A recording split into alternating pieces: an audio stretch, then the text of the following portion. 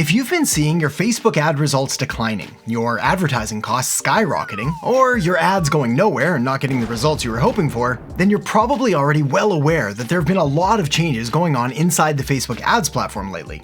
Pretty big changes that are leaving a lot of business owners and marketers and advertisers frustrated and confused and jumping ship to another ad platform or giving up on their advertising goals altogether. And that's a shame, because despite what you may have been told, the problem isn't the algorithm, or iOS 14, or even Facebook themselves and the fact that their terms of service says that they can reject or remove any ad for any reason. No, the big problem is that much of the Facebook ads advice that's being shared and passed around right now just hasn't caught up to these changes, which is leading to people trying to win this new advertising game using yesterday's old advertising rules.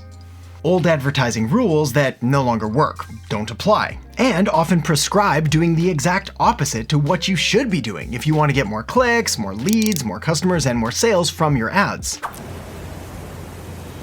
Which to me sounds like the exact definition of a recipe for Facebook ads disaster. So the first outdated Facebook ad tip and piece of bad advice that I want to share with you here that could be the reason that your ads aren't performing as well as you were hoping for has to do with the advice on which Facebook ad objective you should be using in your campaigns. Also, a big thank you to HubSpot for sponsoring this video, but more on that later. For now, let's talk about Facebook ad objectives.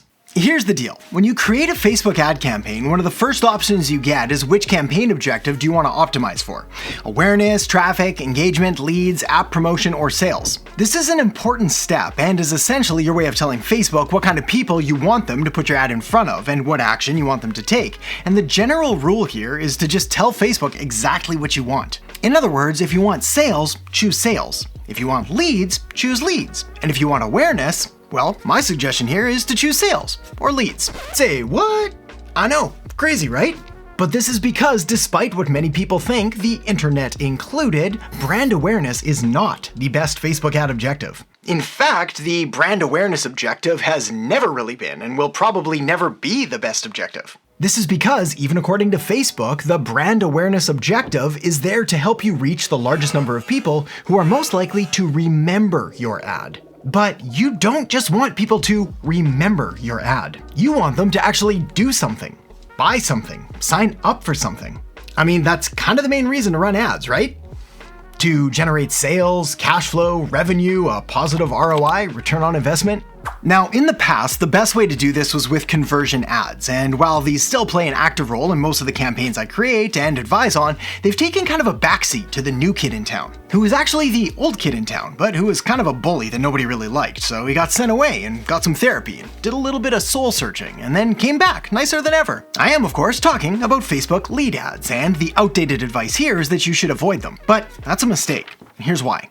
Facebook lead ads were once a terrible choice for businesses that only ever seemed capable of delivering low-quality leads that never seemed to buy anything and often forgot signing up for the ad in the first place. But now, thanks to a whole bunch of things, including the decreased effectiveness of the Facebook Pixel and cookies thanks to Apple's iOS 14, as well as improvements and changes to the Facebook lead ads interface, and an increased willingness among Facebook users to actually engage and interact with Facebook lead ads, well, lead ads are now amazing. And they've quickly become one of my top picks for most businesses out there in order to generate leads and make sales. They're easy to set up, easy to launch, and don't require installing any pixels or cookies or code on your website or landing page. That said, Facebook lead ads aren't a magic solution that'll solve all of your Facebook ad problems, especially if you're still following this next piece of absolutely terrible and outdated Facebook ad advice. But before we get to that, first a big thank you and quick message from this video's sponsor, HubSpot, and I want to introduce you to their free Facebook advertising checklist. HubSpot's Facebook advertising checklist is a free downloadable checklist that you can use to plan and launch a successful Facebook ad campaign, and it contains hacks and tips directly from HubSpot's paid ads team.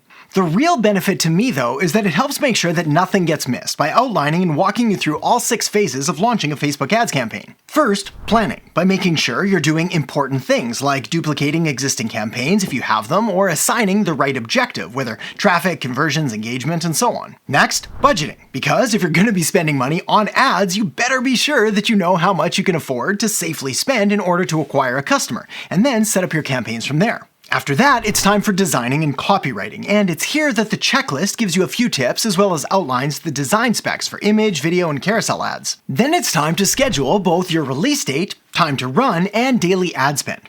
Bit of a side note here, but what I like to recommend for your budget is to set your daily ad spend per ad set at 3 times to 5 times your max desired CPA, or cost per acquisition.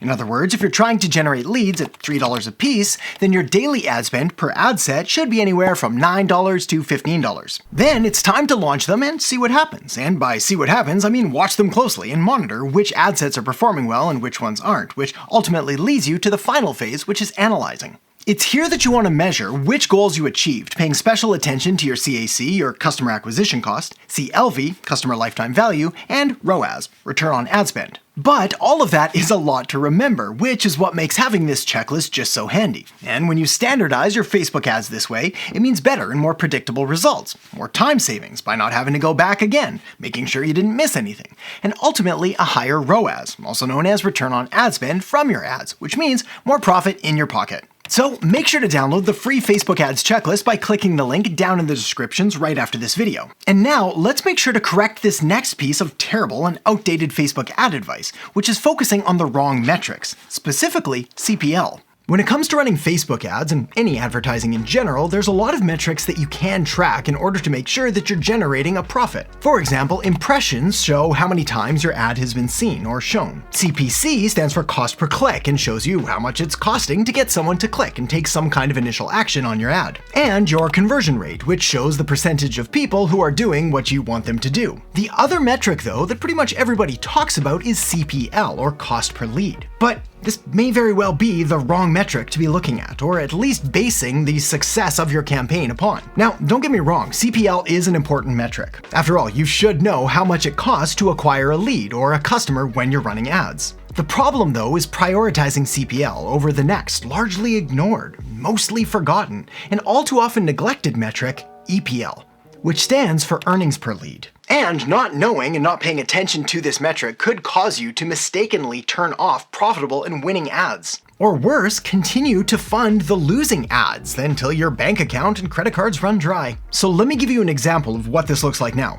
Let's say you've got a Facebook ad campaign and one ad has a CPL, a cost per lead, of $10, but has an earnings per lead of $100. So with this ad, every lead you get ends up making you $100. Another ad in your campaign, though, could have a cost per lead of $5, which on the surface sounds better than the $10 cost per lead you were paying in the other campaign. But this ad isn't generating any sales at all, which means your earnings per lead here is 0, or actually negative because you're still spending money to generate leads. But again, on the surface, what sounds better, a $5 lead or a $10 lead? And this is why you can't just focus on top-line metrics like impressions or cost per click or even cost per lead. And you should certainly never base the success of your campaign off vanity metrics like likes or comments or shares. The secret here is that you really need to know your metrics all the way through your funnel if you want to run profitable and successful advertising campaigns. Okay, next outdated tip, micro-budget ad campaigns. There was a time not so long ago where you could do a whole lot of damage with Facebook ads with just a little bit of money. And while there are still exceptions and hidden gold mines waiting to be tapped, or mined, I guess, the fact is that tiny micro ad budgets of $1, $2, or $5 a day are very hard to make work anymore. So what is the right budget, or the minimum, or the best amount that you can spend in order to make a Facebook ad campaign work? Well, here's how to figure it out. Your advertising budget should be based on 3 things: your offer price, your targeting, and your funnel. Your offer price is what you're charging. Is it $1, $100, $1,000 or more? The higher the price, the more you usually can afford to spend on ads. Your targeting is a combination of how many people you're trying to target, with big audiences generally being easier to reach and more scalable, but also how relevant the audience is to your offer. Then there's the funnel. The big thing here is how well optimized your sales and lead gen process is. Are you optimizing for conversions at each stage, or are you just dumping people onto your website's homepage and hoping that they figure it out on their own? Basically, this should sound obvious, but it's a lot easier to be successful when you're selling something at a higher price to a larger but highly targeted and relevant audience with a well-designed and optimized sales and marketing funnel. And on the topic of funnels, well, let me walk you through the next outdated piece of Facebook ad advice, which I'm calling all ad, no funnel. Here's the deal. As nice as it would be to just write a single Facebook ad and launch it and set it out free into the world and have it come back with buckets of cash, unfortunately, there are a few more things that you've got to do in order to set yourself up for success. The big thing here, though, is that you don't want to ask or expect your single Facebook ad to do everything for you. Your ad essentially has just one main job: to get the click. So that's where the focus needs to be. Not in trying to get your ad to get the click and the lead and the conversion and the call and the sign up and hey, why not try to save the world while you're at it? Nope. The rest of your marketing funnel needs to chip in and help out a little bit too. For example, your landing page's job is to take that click and then turn it into a lead. And your follow-up email sequence's job is to turn that lead into some kind of a conversion, possibly a conversation, a sales call, or maybe even a sale. And your retargeting ads, your sales page, your SMS sequence, and any other marketing that you have all need to work together in order to further the main objective of that ad. We're a team here, people. Gotta work together. What's cool about all of this, though, is that when everything does work together, really cool things start to happen. For example, you could double the amount of leads you're getting by increasing the ads that you're running. You can double your conversions by optimizing your ad and your landing page and the rest of your marketing with some of the advice here, as well as on other videos on the channel. You can double the purchasing frequency that you're getting from your marketing by focusing on meta retargeting sources, which I'm going to talk more about in just a second. And you can double the average transaction size of those sales by using upsells or downsells or cross-sells, or even changing the offer entirely and focusing on something with a higher margin, a higher price. And when you add up all of these little changes, they grow and compound on each other in order to deliver 16 times more growth. And one of the best places to start implementing these changes is on retargeting. But not retargeting like the way it used to be done back in the old days. That's outdated, old news, doesn't work anymore. So let me show you a better way. When it comes to running retargeting ads and setting up retargeting audiences to target, Facebook divides your warm retargeting audiences into two different categories: your sources and meta sources. Now, in the past, my bread and butter was custom audiences built off a customer list, a leads list, website visitors, and the almighty email list. But things have changed. Tracking, pixels, cookies, they've all been canceled. Not literally, I mean, they're all still there, but they're not nearly as effective or as cool as they once were. So, what do? Well, you transition your retargeting strategy away from your sources and towards meta sources, creating custom retargeting audiences based off how people have engaged and interacted with your content on Facebook and Instagram and other meta platforms rather than off of your website or your email list. The results are better and more accurate tracking and retargeting audiences. But a big thing here is to make sure that you don't just dump your retargeting audiences into one of your other campaigns. Rather, you set things up and structure them properly right from the beginning, which just happens to be the next piece of bad and outdated Facebook ad advice that I want to share with you now, something I'm calling lump and dump campaigns. Thanks to the ease of signing up for a Facebook ads account, the recent improvements to their ads manager and navigation, and that tempting but still mostly terrible boost post button,